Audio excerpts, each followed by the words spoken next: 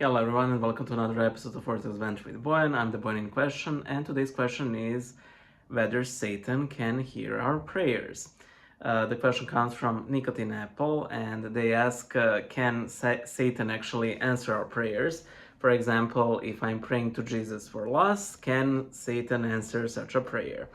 I think that the intention of praying for lust is actually, praying to God for you to find someone to sin with, and the devil happily obliging. With the question like this, I'm reminded of that scene from The Corpse Bride where the living bride, after witnessing her fiance and the corpse bride, goes to the bishop and looking completely deranged, she asks him, "Can the living marry the dead?" And the bishop, of course, losing it. I'm going to answer with a brief anecdote. A church friend of mine, he once came, it was my birthday, and he was like, "Hey Boyan, I know you like Harry Potter, so I bought you this book." It's similar. And the book was called The Angel from the Western Window, and it was like occult novel, not like waving magic wands Harry Potter, no, like strict occultism novel. And like when I finished it, my sole comment was, "This isn't Harry Potter." The novel essentially deals with I know that his last name was D, but was his first name like Edward? I can't remember. Anyway, the famous English occultist, and him and his assistant are using this sort of scrying stone and the magic circle to summon this angel of the Western Window, which is like this greenish entity. And I can't even remember why. I think the angel is supposed to reveal something to them.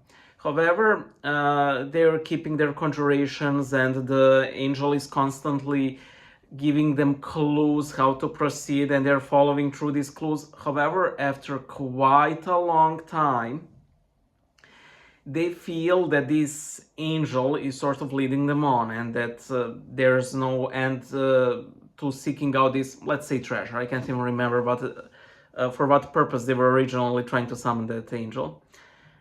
So they get fed up with it, and they go to some famous rabbi at the time, and they sort of inquire, why is not the angel telling us what we're asking of him? And the rabbi says something along the lines of, you know, you propel an arrow from a bow, and you aim for the sky, your prayer, you aim it for the God, but be very aware who will catch this arrow. Essentially giving them and saying pretty much directly that the angel that they summoned is no angel. I usually like to define sorcery and magic as prayers addressed directly to the devil. It could be with less, servility, like whether it's like kneeling and pledging to Satan or selling soul to him, or it could be with more pride and hubris, like commanding the unclean spirits, sort of protecting yourself with magical sigils, basically ordering demons to do stuff for you, which of course you can't. The soul people who can actually boss demons around are Christians. Um, uh, and I honestly believe that magic is dead. However, can Satan sort of steal these prayers? I think honestly that he can. I've never really encountered. I can't recall of an instance like from the holy tradition of this like happening. I can't really,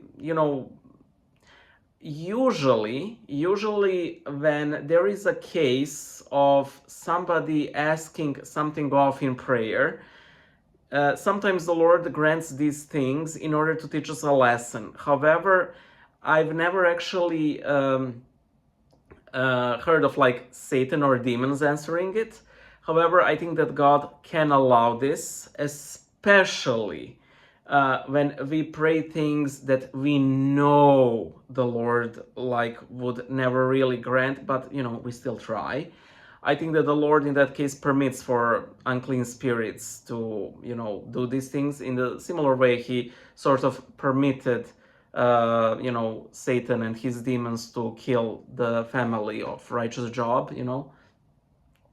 Um, at the very least, it is with the Lord's permission, and the Lord might personally answer such a prayer in order to teach the supplicant a lesson, or He might, to quote Saint Paul, give someone over to Satan so that at least he would be spared at a later date when that person realizes what a mess they got themselves in with such ill-worded prayers. And I honestly don't believe that God will catch us on technicalities. However, as the questioner asked, like if we pray for lust or to have sex, or when we pray for luxuries, I think that when we pray for such things that are brazenly against the will of God, we honestly run the risk of our arrow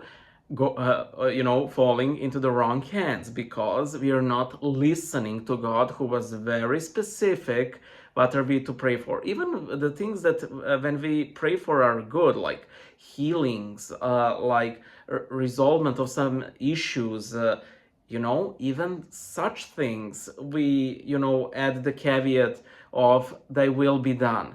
And even when we pray for things that are absolutely good, like, for example, virtues, humility, even then the Lord, for example, if you pray for patience, you will have your patience, tested and tempered. If you pray for humility, you will be humiliated. If you pray to learn how to forgive, you will have an ample opportunity to forgive things to people. There was never sort of this answered prayer without a furnace.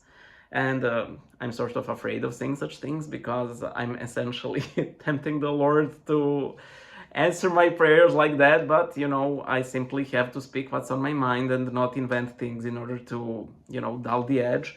But this is all because prayer is such a powerful thing that people who pray on the regular, we see it change reality, the course of typical reality. And we simply need to be careful to whom we address it. Of course, we will address it to the one God, to the Most Holy Trinity.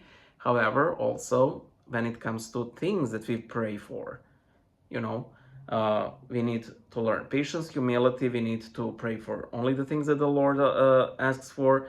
We need to temper it with, how God wills for these things to be given, and at what time the Lord wills them to be given, and so on.